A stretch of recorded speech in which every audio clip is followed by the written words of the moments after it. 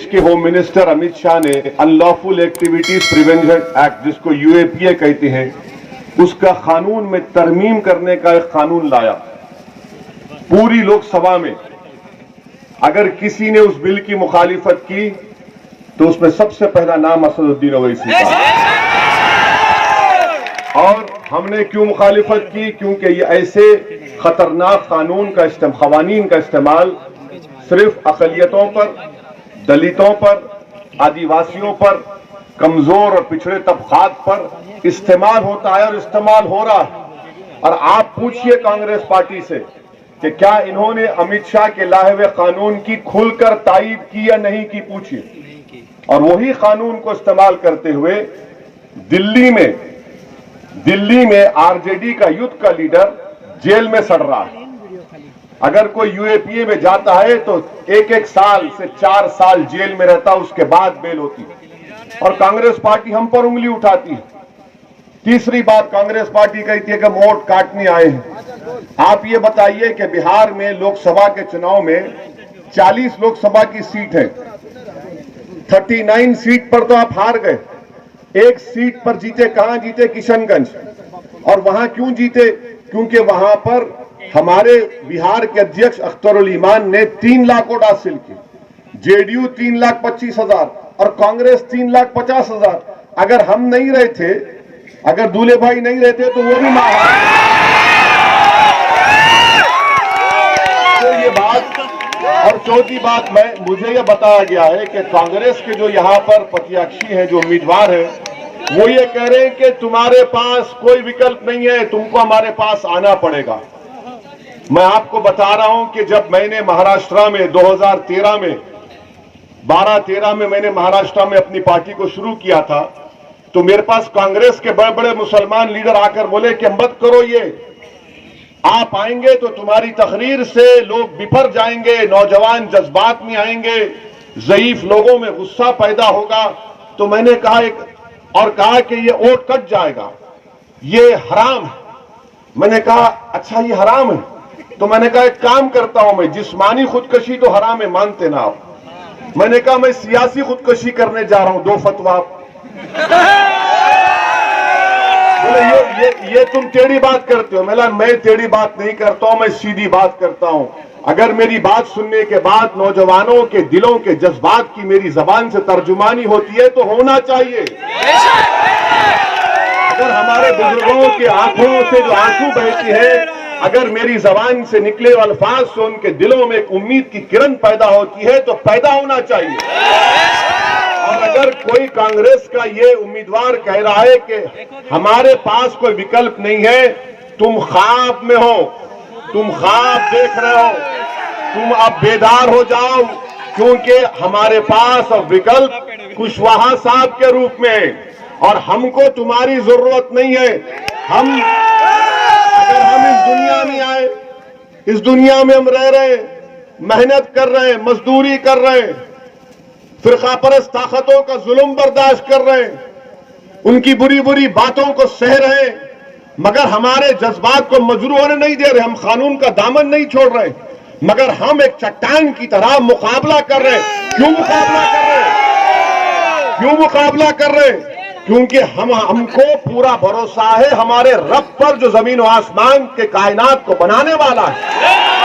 अगर कोई आकर ये कहेगा कि तुम्हारे पास हमारे सिवा कोई नहीं है, अरे तुम्हारी जरूरत नहीं है, मैं अपनी जूती पर भी तुम्हारी जरूरत करूंगा।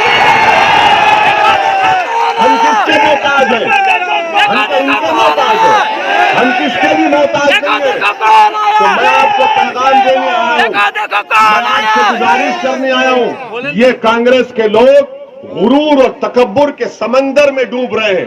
अब इनको जमहूरियत के समंदर में आपको डुबाना है 23 तारीख को। और हमारे भाई जनाब रविदास को कामयाब करना है। और मैं तमाम अलीगंज के बाशिंदों से कहना चाह रहा हूं कि आप तो उस जगह से आपकी निस्बत है जिसका नाम शेर खुदा है। जो अलीगंज का रहने वाला है वो इन तमाम बबर भपकियां देने वालों से, धमकी देने वालों से डरने वाला नहीं है। जिस तरह खैबर का दरवाजा उखाड़ कर फेंक दिया गया, उसी तरह यहाँ पर 28 तारीख को आप लोग एक एक वोट इंशाअल्लाह ताला आरएलएसपी के उम्मीदवार मेरे भाई जनाब रविदास को देकर कामयाब करिए। अब डरने और घबराने की बात नहीं है, अब हरगिज नहीं डरना है। नौजवानों, अपने करीब डर को आने मत दो, अपने करीब खौफ को आने मत दो, अपने करीब नाउम्मीदी को आने मत दो, बल्कि पूरे अटूट भरोसे के साथ अपने रब पर तवक्कल करते हुए, भारत की जमहूरियत को मजबूत करते हुए अपने बाजुओं पर भरोसा रखो, अपने दिल से फैसला लो। दिमाग से पूछोगे तो दिमाग बोलेगा खतरा दिखाएगा, दिल से पूछोगे तो दिल बोलेगा कूद जा समंदर में और साहिल पर इसीलिए मैं अपील कर रहा हूं कि 40 तारीख के दिन आप मेरी बात को, मेरे पैगाम को हर एक तक पहुंचाइए कि ये सही मानों में ये गरीबों का, मजलूमों का, पिछड़ों का, जिनको दबाया गया, कुचला गया, उनका एक अलायंस है। इसको आपको कामयाब करना है। और मेरी जिंदगी बाकी रही तो इंशाअल्लाह ताला हमारे फजल इमाम अलग साहब का ये आबाई गांव है, हम दोबारा यहां पर आएंगे और तफसील से आपसे बात करेंगे। मैं इस उम्मीद पर जा रहा हूं कि आप अपना एक एक वोट पंखे को देंगे। पंखा चलाइए, हवा को खूब तेज करिए। जब हवा चलती है ना तो जालिमों के खैमे उड़ जाएंगे इंशाअल्लाह। पंखे की हवा चलेगी, जो लोग आज हमको डरा रहे इंशाअल्लाह ताला उनके पैर उखड़ जाएंगे।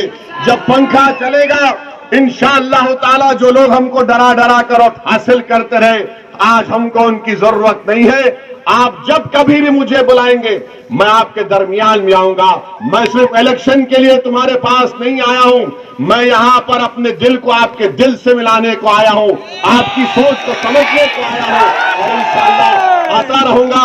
अगर आपने इजाजत दी तो मैं कामयाबी का फूल का हार हमारे भाई को पहनाने की आपसे इजाजत चाहता हूं।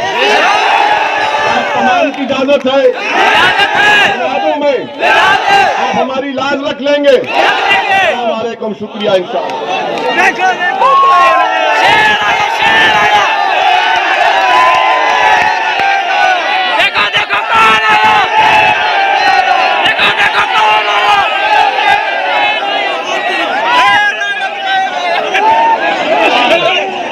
आराम से। देखो देखो कौन आया, शेर आया, शेर आया। देखो देखो कौन आया, शेर आया, शेर आया। देखो देखो कौन आया, असदुद्दीन जिंदाबाद, जिंदाबाद, जिंदाबाद।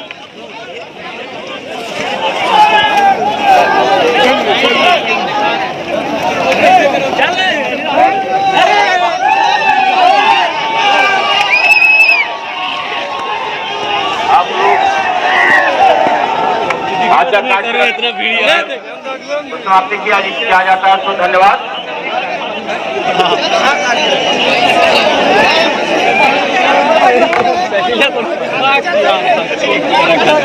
हमारे